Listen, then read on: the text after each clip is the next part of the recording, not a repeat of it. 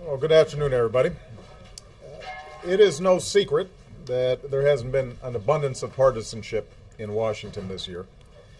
And that's why what happened on Saturday was such a big deal. Nearly the entire Senate, including almost all of the Republicans, voted to prevent 160 million working Americans from receiving a tax increase on January 1st. Nearly the entire Senate voted to make sure that nearly 2.5 million Americans who are out there looking for a job don't lose their unemployment insurance in the first 2 months of next year.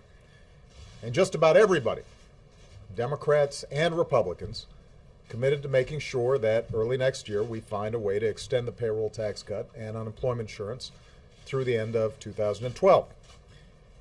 But now, even though Republicans and Democrats in the Senate were willing to compromise for the good of the country, a faction of Republicans in the House are refusing to even vote on the Senate bill, a bill that cuts taxes for 160 million Americans. And because of their refusal to cooperate, all those Americans could face a tax hike in just 11 days.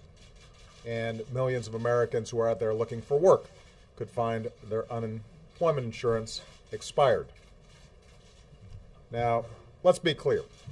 Right now, the bipartisan compromise that was reached on Saturday is the only viable way to prevent a tax hike on January 1st. It's the only one. All of the leaders in Congress, Democrats and Republicans, say they are committed to making sure we extend the payroll tax cut and unemployment insurance for the entire year. And by the way, this is something I called for months ago. The issue is that the Republican and Democratic leaders of the Senate worked on a one-year deal, made good progress, but determined that they needed more time to reach an agreement. And that's why they passed an insurance policy to make sure the taxes don't go up on January 1st. In fact, the House Republicans say they don't dispute the need for a payroll tax cut.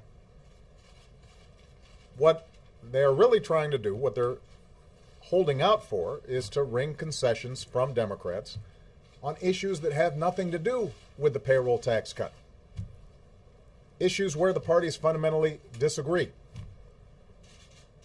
So a one-year deal is not the issue. We can and we will come to that agreement as long as it's focused on the payroll tax cut and unemployment insurance and not focused on extraneous issues. The issue right now is this. The clock is ticking. Time is running out. And if the House Republicans refuse to vote for the Senate bill, or even allow it to come up for a vote, taxes will go up in 11 days. I saw today that one of the House Republicans referred to what they're doing as, quote, high-stakes poker. He's right about the stakes, but this is not poker. This is not a game. This shouldn't be politics as usual. Right now, the recovery is fragile, but it is moving in the right direction. Our failure to do this could have effects not just on families, but on the economy as a whole. It's not a game for the average family who doesn't have an extra $1,000 to lose. It's not a game for somebody who's out there looking for work right now and might lose his house if unemployment insurance doesn't come through. This is not a game for the millions of Americans who will take a hit when the entire economy grows more slowly because these proposals aren't extended.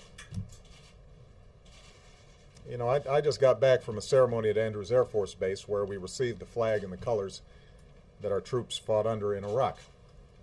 And I met with some of the last men and women to return home from that war. And these Americans, and all Americans who serve, are the embodiment of courage and selflessness and patriotism. And when they fight together and sometimes die together, they don't know and they certainly don't care who's a Democrat and who's a Republican and how somebody's doing in the polls and how this might play in the spin room. They work as a team and they do their job. And they do it for something bigger than themselves. The people in this town need to learn something from them. We have more important things to worry about than politics right now. We have more important things to worry about than saving face. We're figuring out internal caucus politics. We have people who are counting on us to make their lives just a little bit easier, to build an economy where hard work pays off and responsibility is rewarded. And we owe it to them to come together right now and do the right thing. That's what the Senate did. Democrats and Republicans in the Senate said, we're going to put our fights on other issues aside and go ahead and do what's right on something we all agree to. Let's go ahead and do it. We'll have time later for the politics. We'll have time later to have fights around a whole bunch of other issues. Right now, though, we know this is good for the economy, and they went ahead and did the right thing. I need the Speaker and House Republicans to do the same. Put politics aside. Put aside issues where there are fundamental disagreements and come together on something we agree on. And let's not play brinksmanship. The American people are weary of it. They're tired of it. They expect better. I'm calling on the Speaker and the House Republican leadership to bring up the Senate bill for a vote and give the American people the assurance they need in this holiday season. Thank you.